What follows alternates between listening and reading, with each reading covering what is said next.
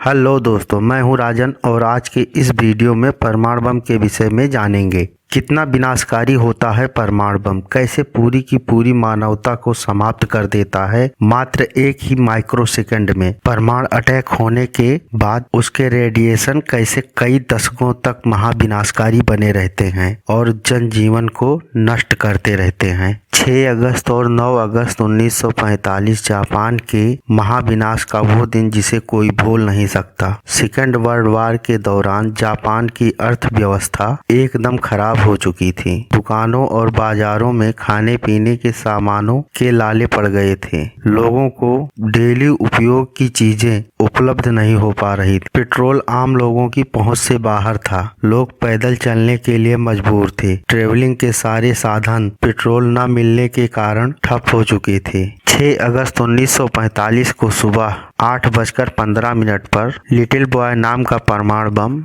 Hiroshima पर गिराया गया।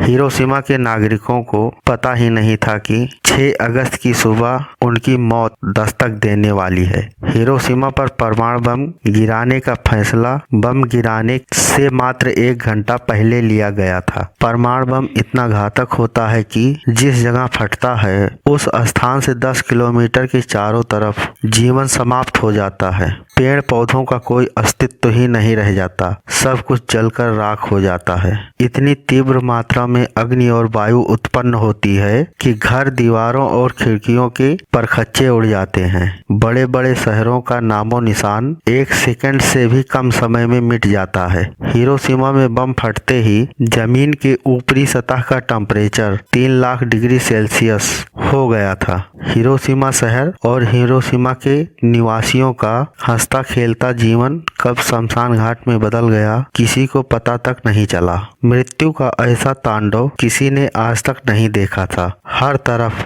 मौत का सन्नाटा पसरा था। जो इंसान जिस जगह था वो उसी स्थान पर मौत के मुंह में समा गया। घर और बड़ी बड़ी इमारतों के परखच्चे उड़ गए। हिरोशिमा शहर खंडहर में बदल गया। इंसान, जानवर, पेड़ पौधे जो भी परमाणु बम की रेंज में आया वो जल के राख में बदल गया। जमीन के नीचे का तापमान 4000 डिग्री सेल्सियस हो गया। मात्र 1 मिली सेकंड में चारों तरफ आग और धुआं फैल गया। धरती से 18 किलोमीटर ऊपर तक मशरूम के आकार का बादल बन गया। चारों तरफ अंधेरा छा गया। उस समय टेम्परेचर 6000 डिग्री तक पहुंच गया। आग की आंधी सी आ गई। पूरा का पूरा हिरोशिमा नागासाकी शहर शमशान घाट में बदल चुका था। परमाणु बम फटने के बाद 1000 किलोमीटर की तेज रफ्तार से आंधी चली। दोस्तों, आप सोच सकते हैं कि 1000 किलोमीटर प्रति घंटे की रफ्तार से चलने वाली आंधी कितनी भयानक होगी। इस आंधी में atomic heat, atomic radiation, atomic chemical भी थे। ये आंधी ही नहीं, एक तरह की मौत थी जो 1000 किलोमीटर की रफ्तार से दौड़ रही थी और जो इसकी चपेट में आता वो मौत की नींद सो जाता।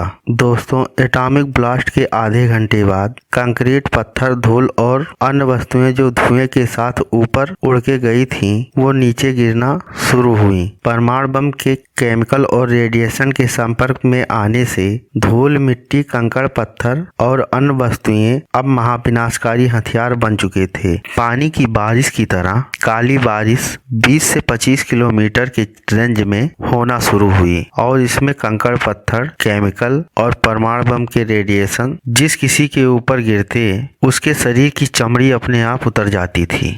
शरीर के जिस अंग पर यह गिरता वो अंग झुलस जाता और काम करना बंद कर देता, सुन्न हो जाता था और हिरोशिमा नागासाकी शहर की 80% आबादी मौत के मुंह में समा गई। एटॉमिक अटैक में जो लोग किसी तरह जिंदा बच गए थे उनकी जिंदगी नर्क से भी बदतर बन गई। जिंदा बचे लोग कैंसर, स्किन कैंसर और अन्य कई प्रकार की गंभीर बीमारियों से दशकों पीड़ित रहे और लास्ट में वो भी मौत के मुंह में चले गए और जिंदा बचे लोग कैंसर जैसी गंभीर बीमारी के शिकार हो गए। दोस्तों, कैसा लगा आपको ये वीडियो मुझे कमेंट करके जरूर बताइए। आपको अच्छा लगा तो शेयर जरूर करिए, लाइक और सब्सक्राइब करना मत भूलिए। धन्यवाद दोस्तों।